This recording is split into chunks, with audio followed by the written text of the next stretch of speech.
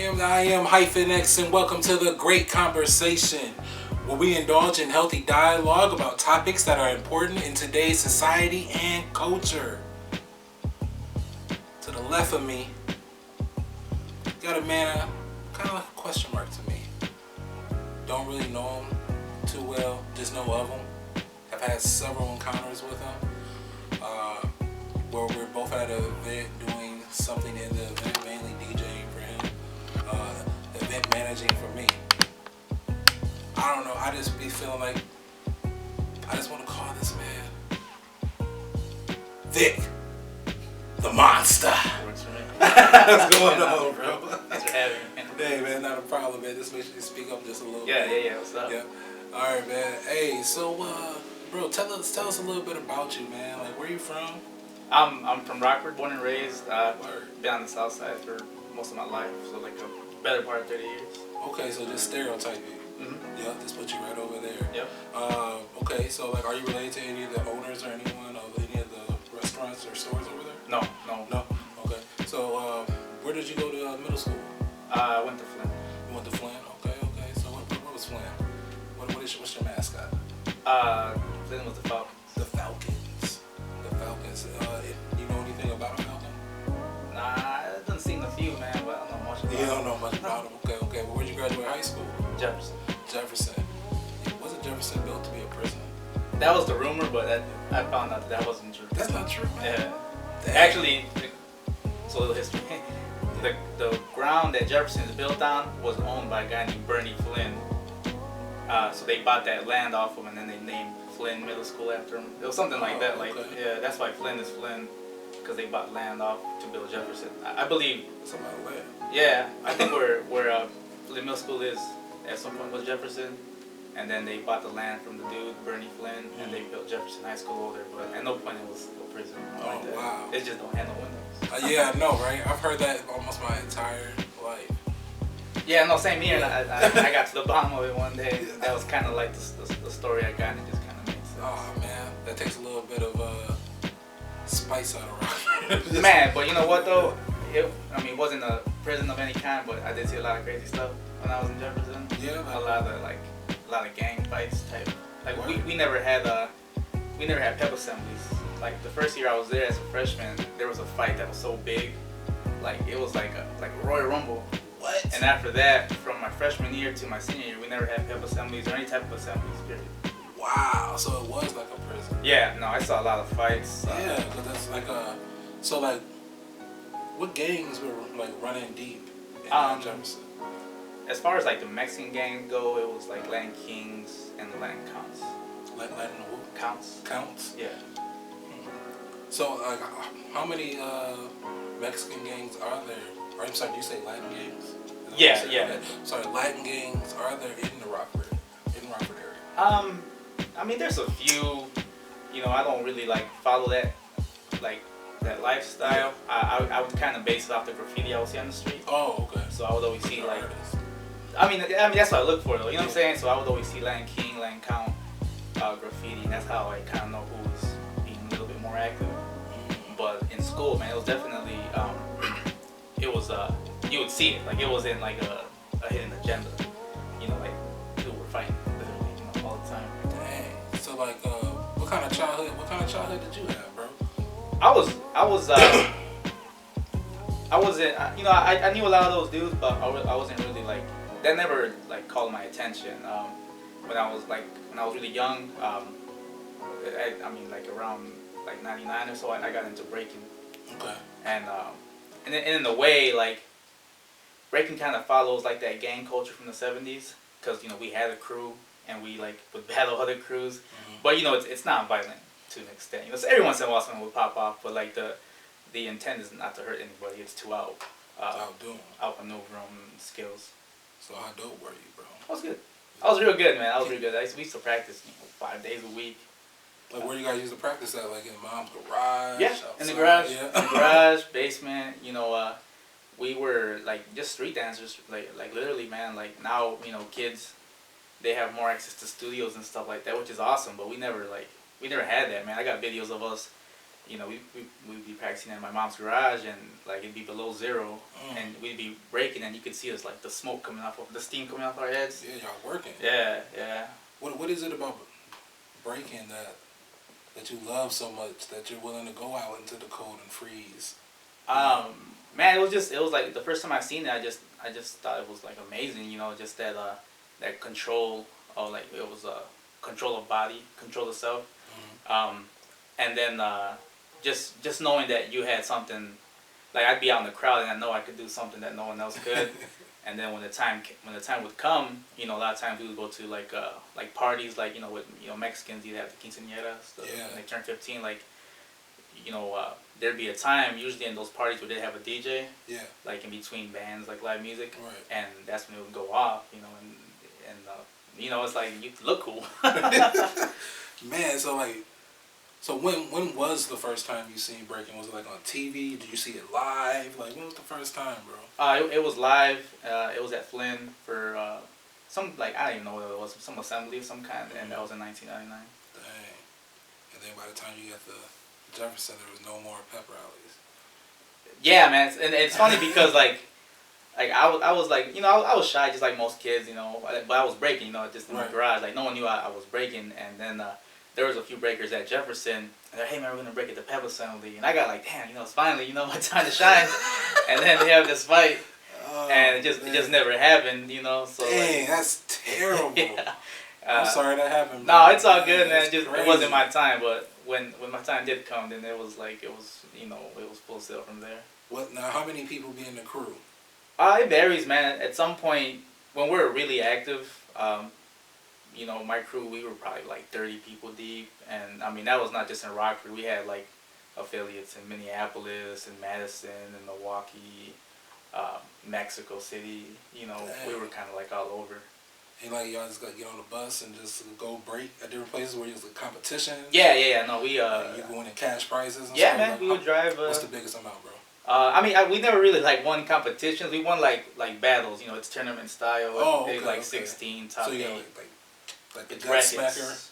Yeah, gut smacker for breaking. It's brackets. But you know, like to us, it was not really ever about winning, man. It was just about just bugging out, you know, with the homies and seeing something different. Like, you know, under what other circumstance would we be in Milwaukee? You know, we'd go battle, then go have some drinks or something like that, come back home and just have like that experience. And to this day, like I have a lot of like long-term friendships from like a ton of cities, just from like all the times we would travel and break and do all that. Right, so you build connections. Yeah. A network. You start building a network. So from breaking, when did you start getting into DJing? I kind of started both at the same time. Oh, okay. You just dove in. Yeah. I bought a pair of turntables like when I was like 15, and I taught myself. But I was also just, you know, just in the garage, just kind of practicing. I really didn't start DJing in public, man, until I was probably like 23 or something like that. Man, so you was really out here just like, this is something that you love to do. So you saw breaking at Flame. Like, what kind of music do you DJ? What kind of music do you DJ? A little bit of everything, you know, like most DJs, but really my forte is like I DJ for a lot of the breaking battles now. Heavy funk, break beats. I've been doing a lot of disco lately. Disco? Yeah. Wait, I thought disco was gone. Nah, man. Disco's popping, man. It really is. What? Yeah. Name 3 disco artists. 3 disco artists that I really like right now is the Salsa Orchestra. Wow. Yeah, like they. Man. Orchestra. Yeah, it's like a Puerto Rican orchestra. Oh, okay. So they kind of mix salsa with disco. Oh man. And I'm a big fan of them. You know. I would have to hear some of that. Yeah. That sounds funky. It is. I just posted a video this morning for a record I paid like 99 cents for it. Probably worth way more than that. Yeah, I saw something spinning. Yeah, but I didn't get a chance to listen to it. Yeah. But so if I go listen to that, that's some Puerto Rican styled. It's kind of like they just added their own twist. So like it's called Sal Soul. Like the Sal is short for salsa. Okay. Sal. And then soul. Sal Soul. So they kind of like that was kind of their way of breaking into the, you know, mainly like an African American market. They're like, man, we just can't be like salsa. We gotta be, right, you know. Right. And they were really big in like Studio 54. I mean, disco, like it's interesting, man, because like when I got into like house music and like techno and all that stuff, it all sources back to that. Yeah. Like you can't have one. You can't have like none of the dance music that exists now, all the EDM and all that stuff. It's all disco. Like I don't know about too much about the breaking culture, but I have seen the show on Netflix. I can't think of the name of it right now. Oh, the Get Down. What you call The it? Get Down. Yes, the Get Down. I did see the Get Down, and there was disco in that as well. So there, I can see where there could be some the truth in what you're saying there. It's so like, what other music genres like do you like? Do you tell me? I want to know about like what is hip hop like for a Mexican? Like, what does hip hop mean to you? Well, I know what it means for blacks. Right. You know what I'm saying? But what does it mean for you?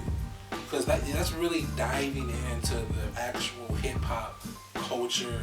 You know what I'm saying? Not like gangster rap, Right. but the essence of it. So like, speak on that. It's really acknowledging the fact that hip hop was started by black people. It's first like there's no argument. Right. You know what I'm saying? It's acknowledging that and just paying homage to that. And it's like just from my point of view, like from a Mexican point of view, it really isn't anything different. We acknowledge the same things, we listen to the same things. When I was in high school, we were breaking to James Brown and BT Express and Donald Byrd and stuff like that, which is all like all black artists. Right. And like being well aware of that, being well aware of that history. Then like more as we progress, like in the 90s and stuff like that, then kind of Mexicans started adding their own. Like when we get into sampling and stuff like that, people started sampling Spanish records and stuff like that, and starting their own. Yeah. But while still using that same hip hop formula, like using that break beat or whatever, which is like Clyde Stubblefield from James Brown Band, most sampled drummer of all time. Man, you in it. Like that, you're in the culture, like you're submerged into the culture, So like, you're 15 years old. You're in Rockford. You're on the south side. How many generations in is your family? So I'd be the first born here. Okay, so you're man. So like, you're a Mexican American. Yeah, 100%. Yeah, so you're Mexican, man. So do you identify with being Mexican American? Yeah, no, I do 100%. Like I'm proud to be American. I love it here, because I could go to Mexico if I wanted to. I have that option. Yeah. But I like it here. But I also, acknowledge just my Mexican side, that culture. It's something that I'm very proud of. I hand down to my own daughter, the language and our customs and stuff like that. But I love it here. I love this country, and Mexican American 100%. How is it to really have like a culture of your own? Because blacks don't really know that. You know what I'm saying? So like, how is it? Tell me how does that feel? You know what I'm saying? I know we say words like proud or prideful, but like, what does that mean? What are you proud of? It's easy for, I think, at least in my opinion, for Mexicans to identify our culture because it's like it's there. It's not so mixed. It's just Mexico. I'm just proud of my culture and also just any minorities, man. Like we come into this country and we're dominating. Starting businesses. We contribute a lot. Economically and culturally. Especially like I said, like hip hop is black culture. Like black culture is the most imitated culture. In the world, like from hip hop to jazz to rock and roll. Like there's no denying that. Right. And I tell any young black kid, if they don't know their culture, it's like it's all around you, man. Right. It's like right there. We're catching up to you guys. Yeah, because you're from on the outside looking in. Because when I think of like Mexican culture, like I do think unity. You know what I'm saying? I think unity. I think about hustlers. You know what I'm saying? Hard workers. You know what I'm saying? And the reality is that Mexicans are not taking jobs. You know what I'm saying? Away from like the Americans. How can I phrase that? They're not taking away jobs that Americans want. Mm-hmm. You know what I'm saying? Absolutely. You know what I'm saying? So like, I don't see why the fuss so much. I don't know how I veered off into that topic, but but I did. But like, cause I guess I've been watching a lot of Trump. You know what I'm saying? Let me just come out here and say it. So like, I've been I listen to a lot of Donald Trump. You know what I'm saying? His policies and whatnot, and kind of knowing what he wants to do. So when he's talking about like building a wall, you know what I'm saying? He's talking about building a wall. to keep people out. Mm-hmm. You know what I'm saying? To keep illegal immigrants out from coming over illegally. You know what I'm saying? As an American, like, how can you fault that? You know what I'm saying? Like, Right. how can you really fault that? You know what I'm saying? What do you feel about the whole wall situation? I do believe that there should be I don't believe in the wall per se, but there should be better laws, and that comes in regards to like people trafficking and stuff like that. There should be a better eye, like on the kids that people, they steal them. Like they say, hey, take my kid over here, and then, take my kid on the other side, and then That's deep. You know what I'm saying? That's what I feel. And as far as like working, I have an uncle, who actually has like a working visa, so he works those jobs that no one wants to work on the fields legally, right, for 6 months out the year, and then he goes to Mexico for 6 months. And I feel like that should be more, like something that should be offered more, and it's like everyone wins. They come for the season, they work, make their money, go home, and no one's losing their job. Yeah. Because no one wants, no one's trying to pick watermelons and oranges and things of that nature. No, not unless you can use your thumbs. Mm-hmm. You know what I'm saying? Use some type of robot. Yeah, right. You know what I'm saying? Like some type of controller, some type of joystick or something like that. So like I got a friend, you know what I'm saying? One of my good friends is a Hispanic, but he's more like a gangster, you know what I'm saying? Like real rough around the edges, but that's when he's like around me, you know what I'm saying? But when I see him like submerged in his culture, it's like he's more macho. Does that make sense? Sure. What I'm saying? Yeah. Like he's more macho. Yeah. You know what I'm saying? Not so much gangster, but like macho, really into the culture. You know what I'm saying? He introduced me to mariachi. You know what I'm saying? He introduced me to a lot of different things. You know what I'm saying? In the Mexican culture, like I think Mexicans are cool as fuck. You know what I'm saying? From the outside looking in. You know what I'm saying? You know what I'm saying? From the outside looking in, man. You know what I'm saying? Because he tells me that, it's not all cracked out. It's not what I think it is. You know what I'm saying? I'm like, well, it's just on the outside looking in. So like, you're all into scratching this South soul. You know what I'm saying? You acknowledge that hip hop was invented by blacks and whatnot, and that you're just infatuated with the culture. So when it comes to hip hop and hip hop music and creating music and actually being submerged in the culture, we do know that the N word, nigga, N-I-G-G-A, is a very familiar term inside of the hip hop culture. Where do you stand on other people of color using the word nigga? That was a word that I used when I was a lot younger. Boom. I did. Culture. And actually, and that was, so on my street, my generation and probably your generation, we played on the street a lot. Yeah. We played kickball, we played tag.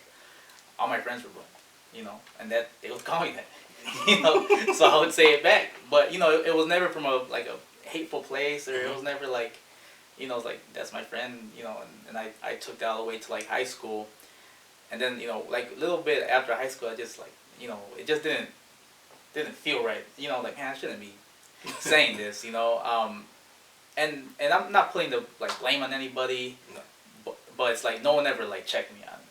Dang. Like no one ever said, hey, like if someone would pull me aside and be like, hey Vic, man, like, oh man, my bad. That would have stopped right there if I was 12 or 13 or whatever. Right. But no one ever did. So I feel like it's not our word at all. And if like us, like as big homies, if someone says it who's outside the culture, we just need to pull them aside and say, or like outside your culture, hey man, don't. Right. And that's that, because I was fortunate to never get like checked hard. Yeah. Because that can't happen. You know what I'm saying? But no one ever pulled me aside. And it reminds me of the scene of like Rush Hour 1, when Jackie Chan, he walks into like that bar with Chris Tucker is, and everyone's saying it, he's like, hey, what's up, man? And he just thought it was all cool, and they were about to like, rough him up, but that's kind of how like we see it on the outside. It's like everyone's all playful about it, but then when someone else says it, it's like, oh, you know what I'm saying? That's true. I it's not in my vocabulary, that word. Amongst a few other words, I don't say anymore that I used to say a lot, but I was never like intended in the wrong way. You know what I'm saying? Like I I couldn't imagine saying that word out of hate. Right. You know, like it tears me apart. Well, okay. Let's say not like man. I think we use the word hate so like how we use love loosely. We use the word hate loosely. You know, and I like to use the word malice. You know what I'm saying? Out of malice, like. Even with your friends, your homies, y'all get into it, we may say, you know, man, you a stupid ass nigga. You know what I'm saying? Like, we may say that to you. Mm-hmm. You know what I'm saying? And so if you were so comfortable with just saying it, you wasn't just like, hey, man, bro, every time you say it, you're my nigga, bro. Right. You know what I'm saying? No, well, I mean, yeah, no, I understand. I was talking, as far as hate goes, I was talking like hard ER. Oh, man, so I don't know anybody that goes around calling each other niggers. Right. You know what I'm saying? Oh, you're my nigger. You know what I'm saying? And I bring that up just because, like you see the videos of like, you know, people, you know, just because of the administration we're under, like, racism is more like out there. People are out there, you know, calling, hey man, we got these, you know, on the, you know, not with just, you know, black people and Mexicans too. People are calling. Yeah, they have a name for everyone. Right, and it's like those hard like ER words, and it's like, damn man, I couldn't, you know, just picture myself saying like with the heart. You know what I'm saying? Yeah, I can see it because you have a love for the culture, so therefore you have a love for the people. Oh, well maybe theirs is not love. Maybe it's more like jealousy. You know what I'm saying? Trying to hijack the culture. Yeah, absolutely. Okay. Mm-hmm. Yeah. Oh man. White people almost got a pass. It almost happened. It was that close. It almost happened, man. But dang, that's deep. That's very deep. But it's definitely, like I mentioned, it's a word that, you know, it's like if you're young and you see a bunch of kids, you know, and maybe one don't really like kind of fit in, you gotta like just pull them aside and just like as a friend, man, just say, hey, like, you know, that's not really a word you should be using too loosely. You know, even amongst your friends, just like get out of the habit, because you might walk into that situation where you say it, and you know, not even coming from like that bad place and do the, you know, what you say. Right. Just that. Yeah. You know what I'm saying? Just that alone. I've seen that just stop people. You know what I'm saying? Oh man, my bad, bro. Yeah. Like, have you ever witnessed that? Have you ever witnessed that? Like someone kind of getting like not like hemmed up. Right. You know what I'm saying? Just like, hey man. I've seen it a lot, just like on Facebook videos. Man, like you know, I've seen people get knocked out like on the videos, you know, for just dropping the word real quick, and it's like I totally understand why someone would just put hands like right away, you know. I think I seen one where the dude was doing the battle, the white dude was doing the battle, and he was just like, they say I can't say the N word. He was like, what nigga? And the dude just dude popped him, right? And then another black dude kind of jumped up, and he was just kind of like, you know, hey, you know, don't touch him, you know what I'm saying? Don't touch him, you know what I'm saying? So like, you said it because you were immersed in the culture, not ER, but you believe that it's so. And then you got older, outside of high school, and felt some type of conviction, like, man, I shouldn't be saying this. I shouldn't be saying what's up, my nigga.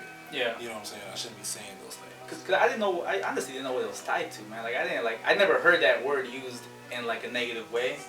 So I didn't know it was like, I didn't know where it stemmed from. I had a friend, him and I, we moved to Madison, like around 08, and he would always say gay, like that's gay. But he didn't know any gay people, or at least openly gay people. You know what I'm saying?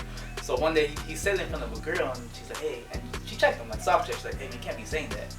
Like, why? Because there's gay people. You know what I'm saying? And that's it, you know, crazy to me. But we never like, when he would say it, it wasn't like out of balance. He was just talking.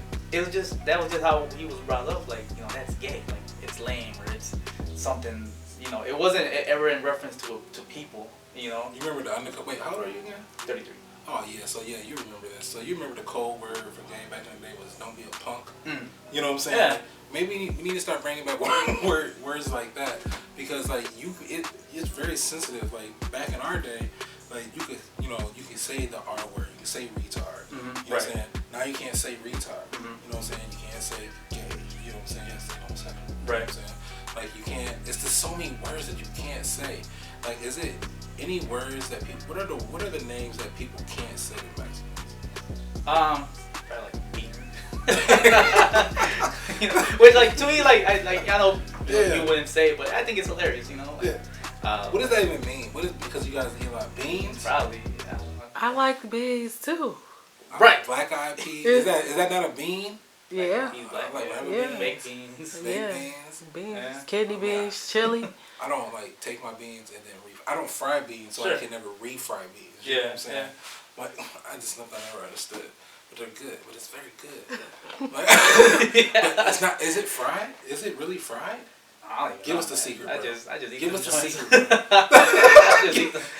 But, yeah, that's I never understood that one. I was like, all right, I guess I am what I am, you know. Yeah, well, We call you sandwicher. sandwicher. You know what I'm saying? You pasta eater. You chipper. You know. You noodler. But I mean, I guess I understand like the context, but you know, like I guess I'm just above that, man. Like I don't. Beaner? That don't even seem mean. You know what I'm saying? Yeah. It seems funny. I think From the outside. it has that hard, the hard ER at the end, so it's like Beaner. say that. Dare you? Yeah, man. I know that's What you said, but that's like probably the most. That one and Spick. Oh, I haven't heard that in a very That's like long probably time. that would probably be equivalent to the N word. What is a spick? I want to say it's like from Hispanic, maybe, like short for What? Hispanic. What? That's it? Maybe I don't know. Like something worse than that. But because I remember like certain things like like I remember when I was younger in grade school, a little Caucasian boy, he did call the little Mexican girl a spit. He called her a spit cunt. Ooh. You know, I'm like double whammy. You know what I'm saying? Like I was in 5th grade, and I can tell she was more Mexican than she was white because like that cunt didn't really sting her. Right. It didn't really sting That's her. not like the advanced word. Yeah, you gotta be a certain age for She's that. like, what? It was the last word. I understood the first part, but What not are you the talking second. about? It's stupid. Like what? You want to know the definition? You want to know why? What's the Spit. definition of spit? Yeah. Okay, let's hear that. For Spanish speakers, not just Mexicans, because they used to say spick instead of speak. Oh, well, So they're making what's up with some bullies, there you go. Yeah. making fun of someone's language barrier. Oh, well, there you go. Yeah, that's terrible. That's terrible. That's mean. Yeah. That's mean. So how can a society built on bullies be so anti-bully? That's crazy. Isn't that nuts? Isn't that crazy? So like, do you subscribe to a political party? I'm really more like, you know, I'm definitely not for Trump. You know, even if he was like a Republican, I mean, you know, that doesn't really mean much to me. I guess I'm more into like local politics. Yeah. Like if you know we elect whoever next, they're not gonna change too much. At least how I'm living right now, I'm not Very gonna get true. a job tomorrow. If we, you know, like so and so, it might change, you know, eventually, you know, moving up the flagpole or whatever. But it's like I'm more interested in just local politics, and I mean I really don't sway one way or the other. It's just whatever really benefits the people more. So like, okay, so that's what you look for. So like, what would you say if you had to grade? If you had to grade our mayor, what grade would you give him? You know, I've had several conversations with the mayor Tom. You know, he is a very intelligent person. He's also very young. Mm-hmm. You know, I think he is learning as he's going, and just kind of getting the experience. I mean, I would definitely give him like a solid like C plus. He's definitely like, you know, people think that he, like the mayor in general, not just Tom, but any mayor like can solve all the problems, and I mean they can, but they also need like the community to approach them with the ideas and the solutions. Because he's very open about, you know, a lot of things. If you come, you know, with a legit plan of attack, instead of saying, hey, like, you know, change this. Well, I can't change it by myself. I need the community's, you know, support. We need like legitimate plans or like proposals, if you will. I know he's very open about things like that, you know, but we have to meet him halfway. And if we, you know, really care about our communities, you know, we do have to like really meet those officials halfway there. If you had to grade the community, what grade would you give the community? I'd probably grade it around the same, man, like a solid C. Like I personally don't have, I've never had any problems in Rockford. Like I really enjoy living in Rockford. I feel like, you know, like as a whole, like we're learning a lot. You know, we're still trying to, you know, be a big city, you know, but we're still like clinging on to like things of the past, you know, that small mindedness and things of that nature. So a C plus will be above average. Mm-hmm. You believe that Rockford as a whole, the community, is at a C plus, above average. Man, that was brave. I wouldn't have answered that question.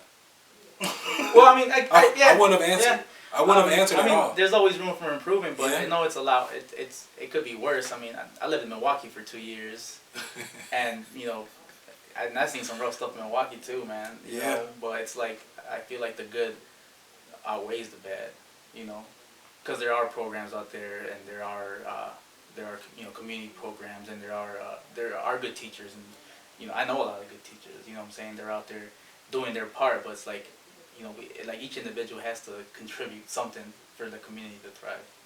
Yeah, I think people kind of look at parents, kind of look at public school as like a break. You know what I'm saying? Like, whew. I mean, these are your kids for the next 8 hours. You know what I'm saying? Then we give them a whole 30 of them. At one time, like, here you go. You know what I'm saying? Like, maybe I think the community is kind of lacking. And maybe it's because it's not seen by the public eye. It's only seen by the ones doing. You know what I'm saying? It's not seen. It's not advertised. It's not publicity, because everyone kind of believes in the, you know, if I'm doing good, you know what I'm saying, I shouldn't have to televise it. You know what I'm saying? But I think we have to reverse, you know what I'm saying, the things that we see on TV. You know what I'm saying? Communities against each other. You know what I'm saying? See more communities working together. Right. You know, YouTube, Facebook. You know what I'm saying? Like, I'm tagging you, you're tagging me, wearing videos. You know what I'm saying? Like, people are actually seeing the good that's going on. I think that's what counteract. So I think it's more so private organizations that are doing the grunt of the work. I don't think it's so much the city that's doing the work. You know what I'm saying? I have had many conversations with the mayor. I do agree that he does seem very open. You know what I'm saying? He seems very open. He seems very willing to talk. You know what I'm saying? But I'm not fully emerged into his policies or things like that to even really make a clean-cut decision. Because I know that he's a Republican. Is that correct? I'm not even sure. He might Yeah. be. So yeah, he's that cool.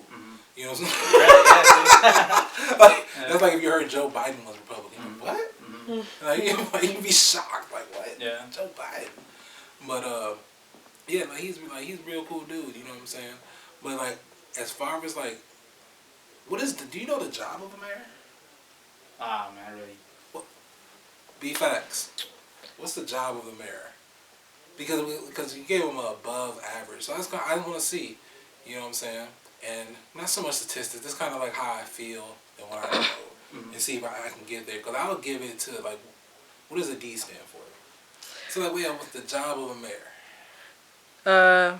Mayors typically run their city or town's day-to-day administration and work with the legislative body to enact laws. They proceed over council meetings, provide leadership, receive input from constituents, and make business decisions.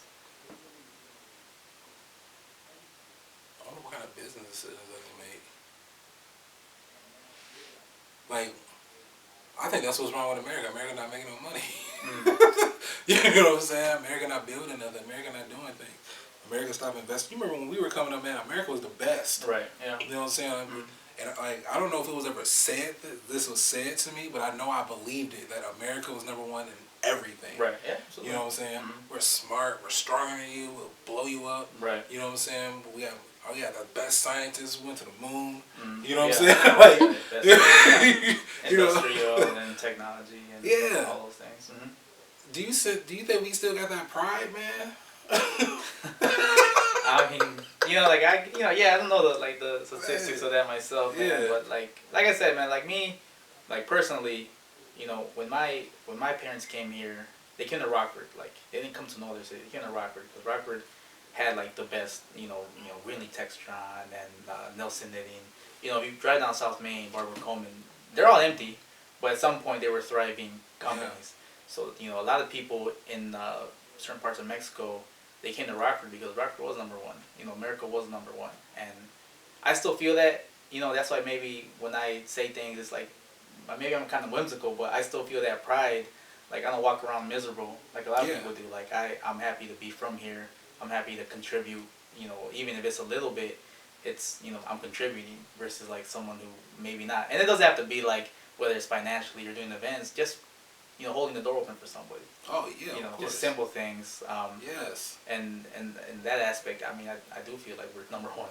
You know, we're probably dead last, bro. I don't know. You know, I'm not like that. You know, connected when it comes to that information. But no, I think you're just like really into your life. You know what I'm saying? Like the people around you, your world. You know what I'm saying? People that you interact with at that moment. Sure. You know what I'm saying? Like, I'm kind of like that. I'm like that dad. Like I'll come in and say like the garbage isn't taken out. Like I'm gonna fuss about as I'm fussing about the garbage not being out. I'm taking the garbage out. You know what I'm saying? I'm that dad. So it's not so much as like you know, people walk around miserable. You know what I'm saying? It's like people kind of see, like you said. You drive down South Main, you see all these empty things. You know what I'm saying? Rockford is a city of abandoned dreams. You know what I'm saying?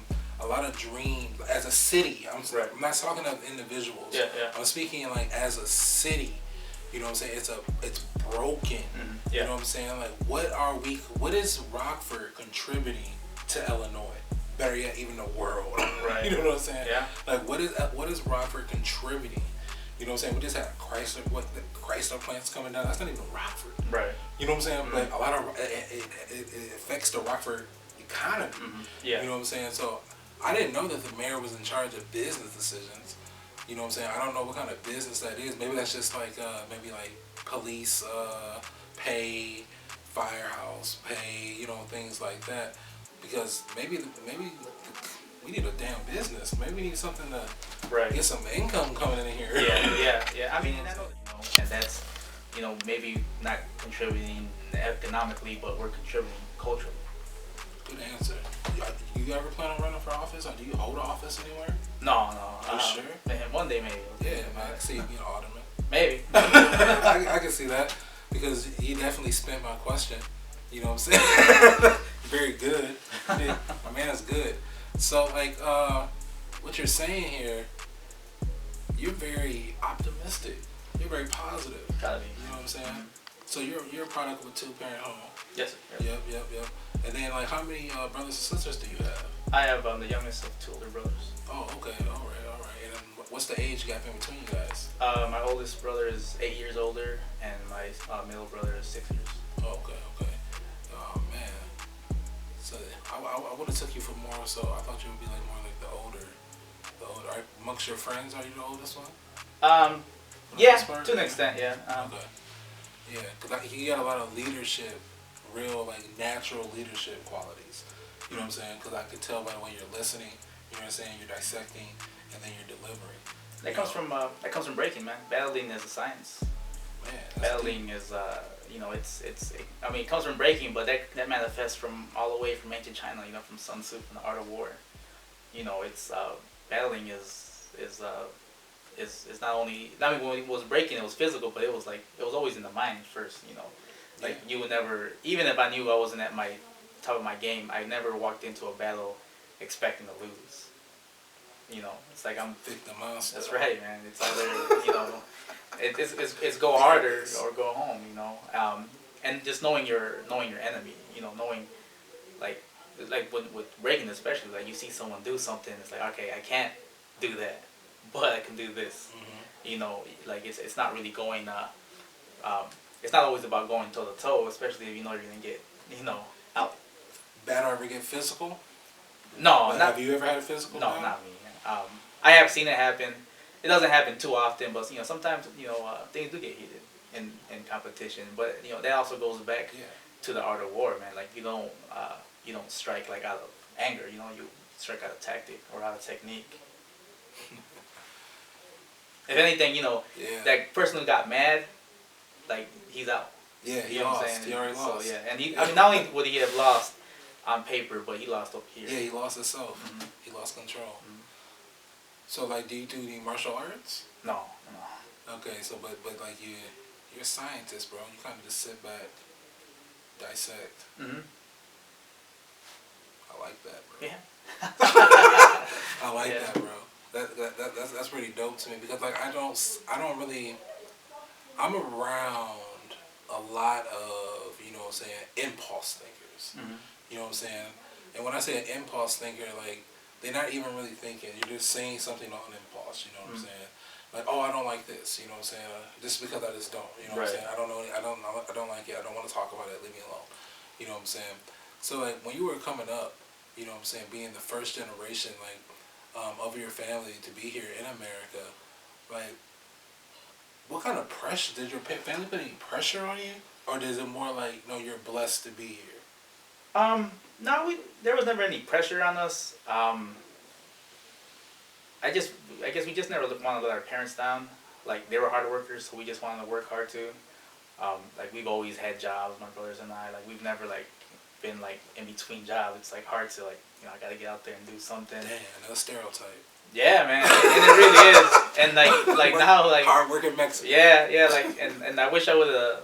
Like, I mean, it's never too late in life, but, like, you know, like, when I started breaking and DJing and getting into art, you know, my parents were like, I mean, that's cool, it's keeping you out of trouble, but it's like, that's not a job. Right. You know what I'm saying? It's like, you know, working over here, that's a job. But, you know, as I got older and I started meeting people, I'm like, man, this is a job. You know, it's hard work any way you slice it, you know? Any way you slice it. Yeah, so, I mean, I mean, it was just always about just working and just, you know, and just being, like, modest, being an upright citizen. Like, we never disrespected people. Even sometimes, like, you know, we my brothers and I, we had racists around our lives. They'd call us names, and like, we didn't give a shit, whatever. You know, like, we're fine, we're happy. You want to be miserable and hate people, and that's fine. We don't hate anybody. You know, our house was open to anyone would come into our house. You know, to this day, like, you know, there's no, you know what I'm saying?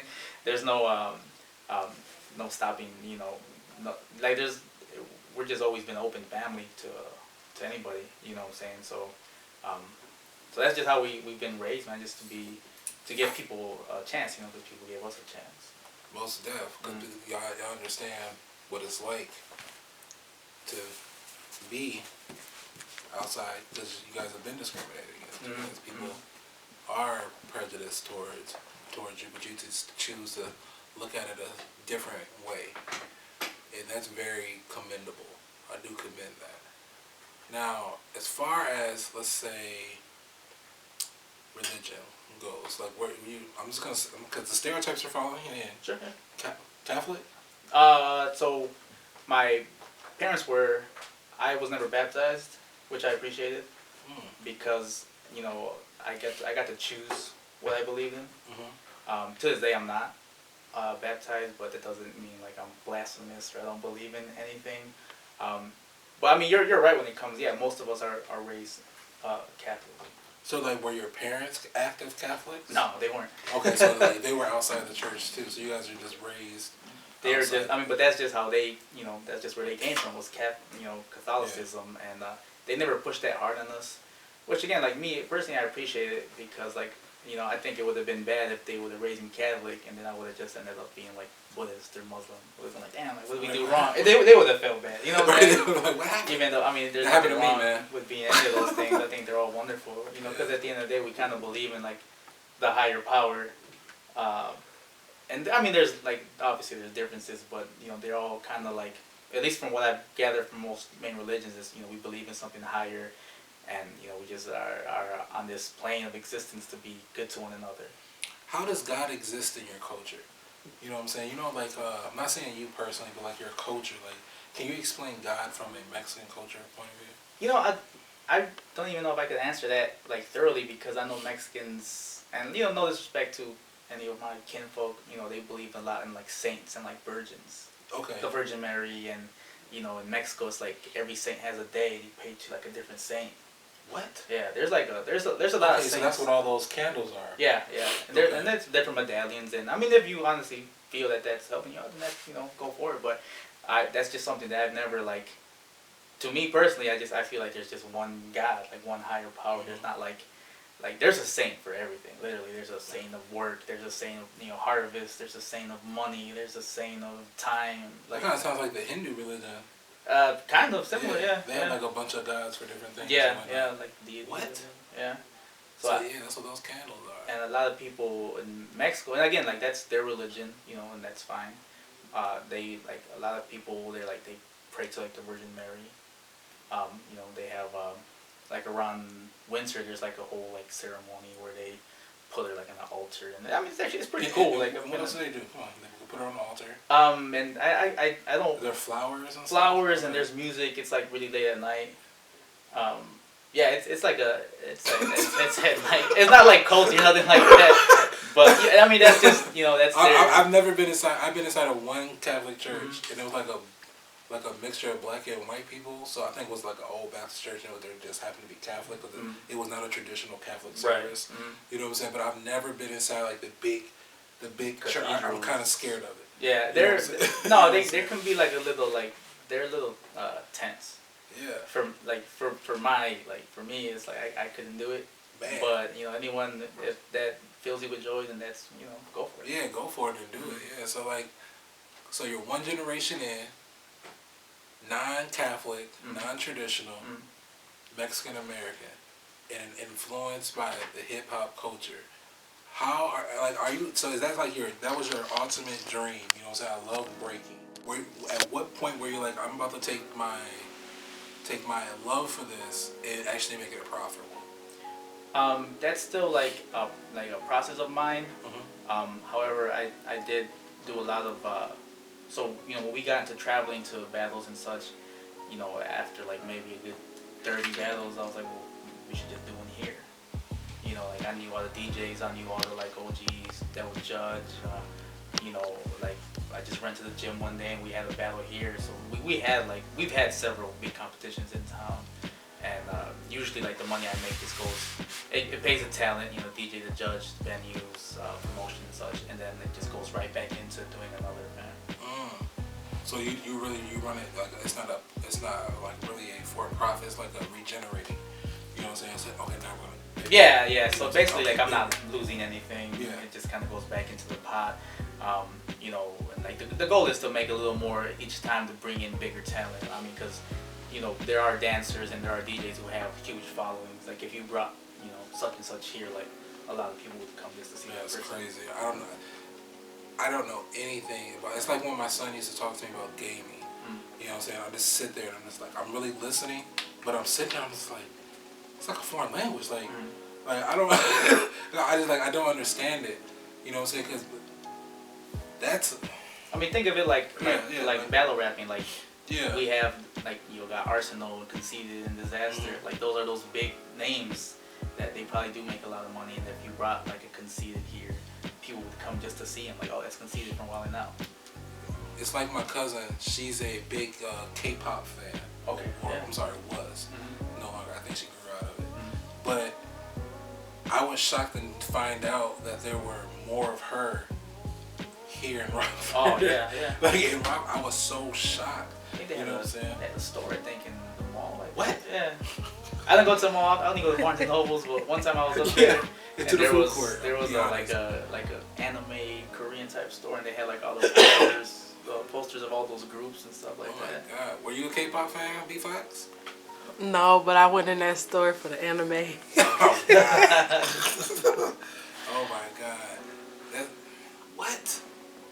I don't know though. Some of them intros be busting. That know. Music, some of them intros be so good. Like my brother was so like into like Bruce Lee and stuff like that, but it made me not even want to watch it. You know what I'm saying? I was like, and now he like spars and trains and things like that. And I do podcasts and I write and I do things like that and I organize. But I see we got some similarities, bro. Is that because we're coming from the same age bracket? It could be. Yeah, I think that has a lot to do with it. Cause like you said, like, damn, bro, are we the OGs?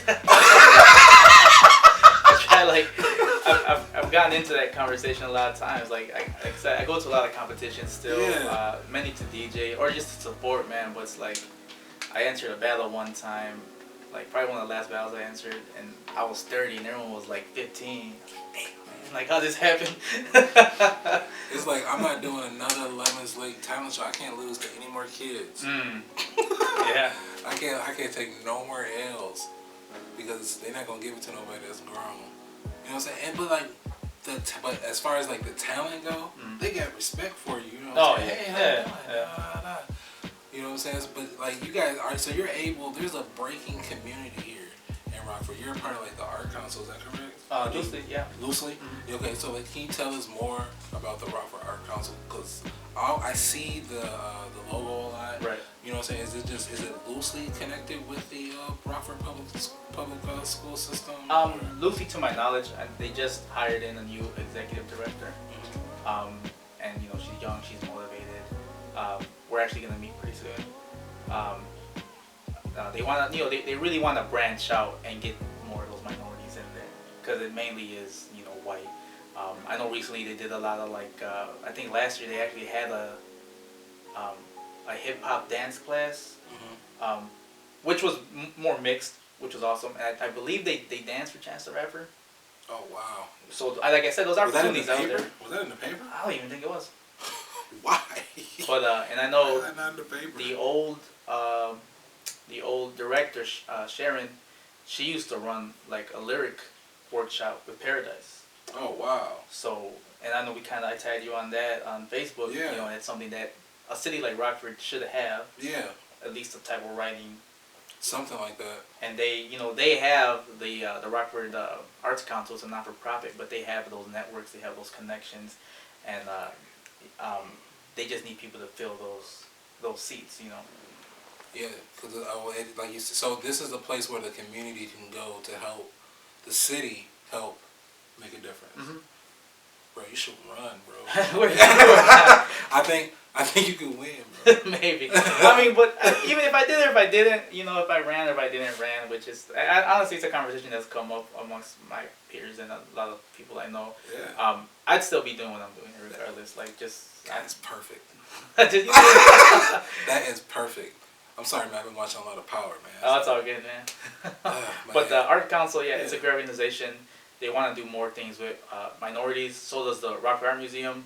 I believe the first time I might have met you was at the boxing event. Yes. So Carrie, who was a curator at the time, Carrie Johnson, she's now the executive director. That was her goal, was to bring in as much like minorities, people that would normally not come into the museum ever were there that day. True. A lot of black, a lot of Hispanic, and your normal crowd. They wanted the spoken word. You know, the artist from Chicago, she's like, I want you to play nothing but 90s hip hop. And you're a middle-aged white woman. Right. It's like, man, say less. We're in there playing NWA and Cypress Hill and stuff like that. It was very chill.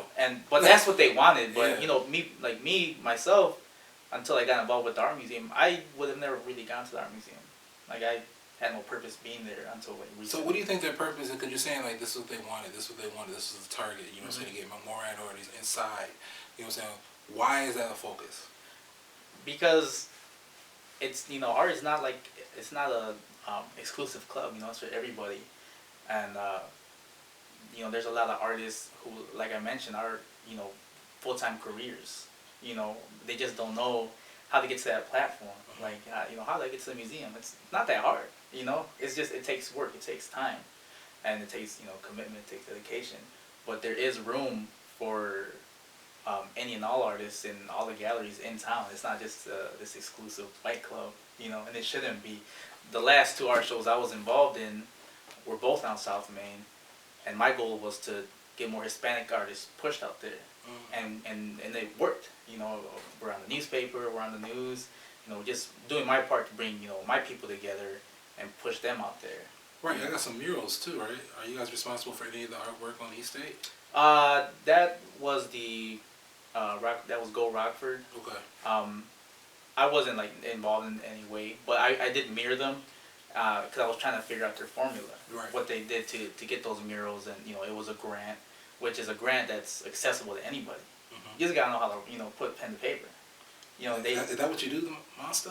No, or you got a team? No, I'm not. I'm an idea guy, but it's something that I'm trying to learn is to get those grants, because there is money out there. Definitely, it's definitely. I remember back when I was working at a telemarketing place in DeKalb, that we used to try to sell these books with the guy with the question marks on it, and it was like 500 pages worth of like grants. Mm-hmm. I never seen it, you know what I'm saying, but we're selling over the phone. I've seen the commercials and whatnot. But man, it's so much free money out there. It's just like you said, you gotta put pen to paper, and they make it so hard to like it's like they hide it. Yeah.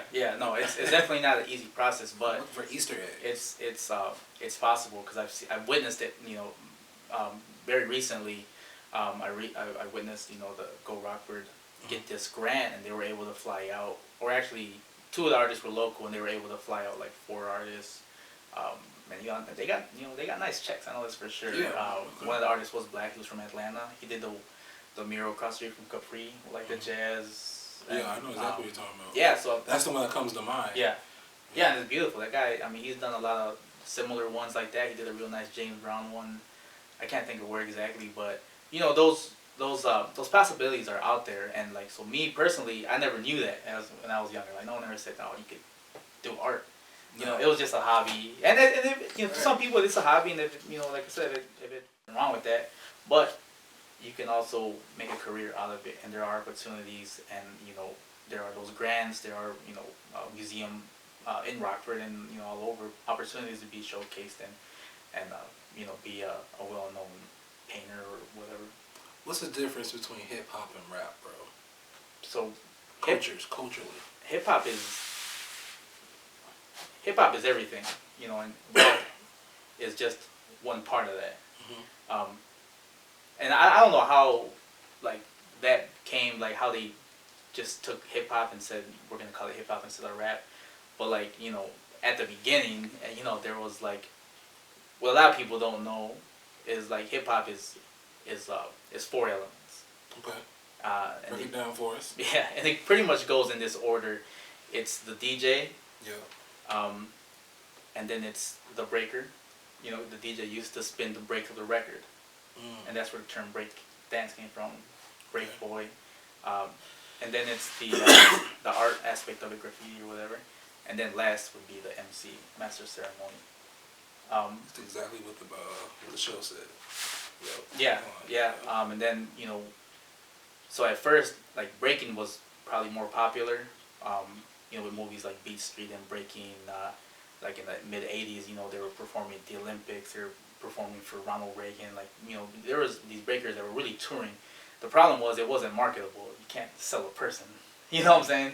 So that's why, you know, the industry shifted towards rap, because you could put that on wax. And you can sell that. Yeah. And that's kind of where it's at today. It's, you know, rap is still probably the biggest genre, you know, currently probably of all time, in my opinion. Yeah, it is. But then, like you said, it's been separated. Rap is something different. Than, like, there's rap culture, and then there's hip hop culture. Because I'm hearing art, you know what I'm saying? Like, well, I guess there's art as well in rap culture as well. There's also art. So, but I guess maybe it's 2 sides to the same coin. Yeah, no, it definitely is. And it always has been, it always will be. And I don't think there's nothing wrong with that. You know, it just is what it is. But, you know, for those of us who really, like, are immersed in the culture, we kind of, like, appreciate both. You know, like, yeah, we'll listen to Lil Yachty or Trippie Redd or whatever, and, like, that's cool, but we also got over here what we, like, really enjoy. You know? Like, what do you really enjoy out of, like, a good, like, who's your favorite rapper? Hip hop artist? Ghostface Killer. Ghostface Killer, man. I ain't never heard nobody say that. And that took like 10 years to come up. Yeah. And a lot of, like, it wasn't just I said, oh, that's my favorite rapper. Like, it took years to come up with that. Dang. And Ghostface is like 52. Yeah. He's still dropping albums. He's still dropping critically acclaimed albums. He's doing albums with live bands. Like, he's still, like, his pen game is still really sharp. You know, like, he's not like like Slick Rick or Big Daddy Kane, who are, like, they're still famous, but they don't drop new material. Right, they're still performing. Active. Yeah. Active. So, yeah, all time. Hey, Ghostface. I thought you were going to say something crazy like Redman. But, and he's also, dude, Redman's super active, too. He just dropped a video, and he looks real good. Like, he's really healthy. And his rapping is, if you didn't know anything about Redman and you saw the video he just dropped, you'd say, oh, who's this new guy? Very true. That's very true because before I heard it, I looked at it and I said, "Who's this?" Mm-hmm. And I was like, "Oh, that's Redman." Mm-hmm. You know what I'm saying? Yeah. Like you said, he looks very good for. I don't even know how old he is or what he's doing. But he's being him. Yeah, and You know he's what I'm never saying? switched up his like antics. He's still like goofy, kind of stoner, you know. Yeah, just making fun music. Yeah. Making a funny song. Mm-hmm. You know what I'm saying? He's a comedian rapper. Yeah. You know what I'm Mm-hmm. saying? But he He's got skilled. bars. Yeah. But he got bars. Mm-hmm. But they're punchlines. Mm-hmm. You know, it's like Dave Chappelle rapping. You know what I'm saying? But I really like him. But man, Ghostface Killer, like I knew you were gonna say something off the branch of Wu-Tang. Mm-hmm. You know what I'm saying? Because you're into that hip hop culture. Like, what is it? What kind of lyrics grab you? Give me a Ghostface Killer. Your favorite lyrics from him. There's so many. You know, Ghostface Killer is like really regarded as a storyteller. Mm-hmm. So like he dropped an album called 12. It was called 12 Ways to Die. Mm-hmm. And it's a whole story from start to finish. He did it with can't think of his name. He's a composer who he did all the music for the show that was on Netflix, the Marvel show. Oh, Luke Cage. Yeah, he did all the music for that. Didn't like that show. No, well the music was good. Yeah. Adrian Young. Okay. Adrian Young is a like great young composer, like really jazzy hip hop type stuff, and so the story is about this dude who like they killed him, and they burned his body and made 12 records, Oh, wow. and then if you put them together, his ghost comes back. You know what I'm saying? But it's a whole story. That's and hilarious. it was so good that they made a sequel. Oh man. You know, so like that's just the type of rapper he is. It's like very strong concepts. Like when you listen to one of his albums, it's very cohesive. It's not like you got like a trap beat, then you got like a Pete Rock beat, then you got like a. They go right into It's each other. how it should be. How Yeah. like a rap project should be. Yeah. Not like all over the board. It's like you want to play it from track one to the last track without skipping. Almost have to. Mm-hmm. So you like the storytelling. Breaking tells a story. So you read The Art of War, Mm-hmm. and then you applied it to your. Did you read it before or did you read it after you started breaking or during? I touched it before, and then like once I got into like really active battling, I like touched back on it more thoroughly. Isn't that crazy? Like how you kind of brush over things. You know what I'm saying? At a young age, you kind of like, oh yeah. And then when you get older, you kind of go back to it. And you're like, dang, if I would have just sat down. Yeah. My brother had that book and the Book of Five Rings, and they were like when you buy them, it was for like they were in like the business section of like Barnes and Nobles or Borders or something like that. And it wasn't even like in regards to martial arts or anything like that. It was just to improve whatever project he was working on at the time. So yeah, so I kind of touched it when I was a lot younger. Then I was like, oh man, it kind of like goes back, you know. And it's funny, man. Like this stuff just goes back. Like how we started a conversation when I mentioned disco. Like all the stuff that's out now as far as dance music goes, it all goes back to that. Right.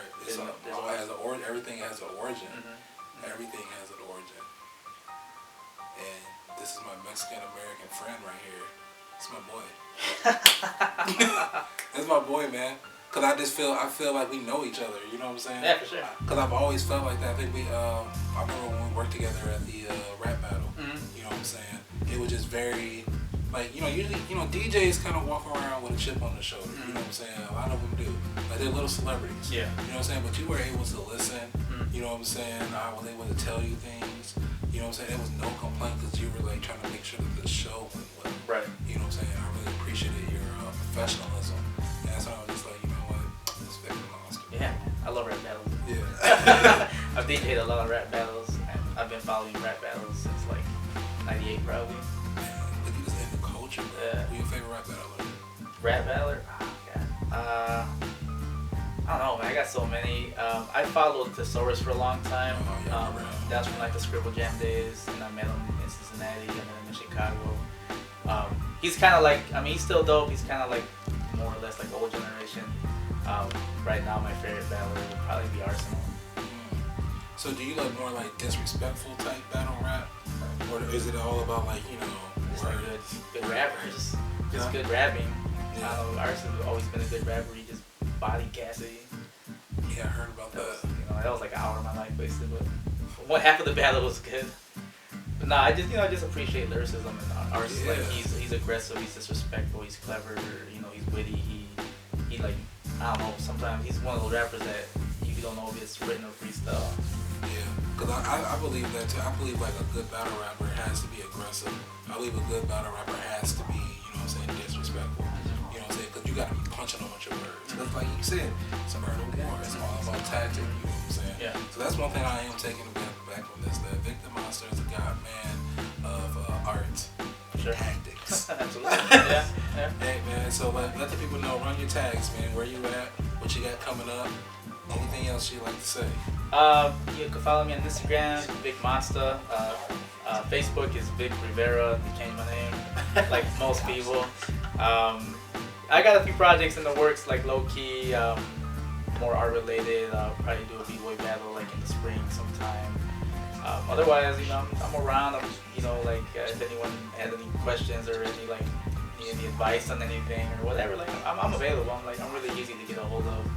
So just hit me up now whenever. Man, bro, appreciate you coming out, man. Thanks for having me. Hey, man, that's all our time for today. I just want everybody to remember, man, you don't always have to agree to have a great conversation. We out.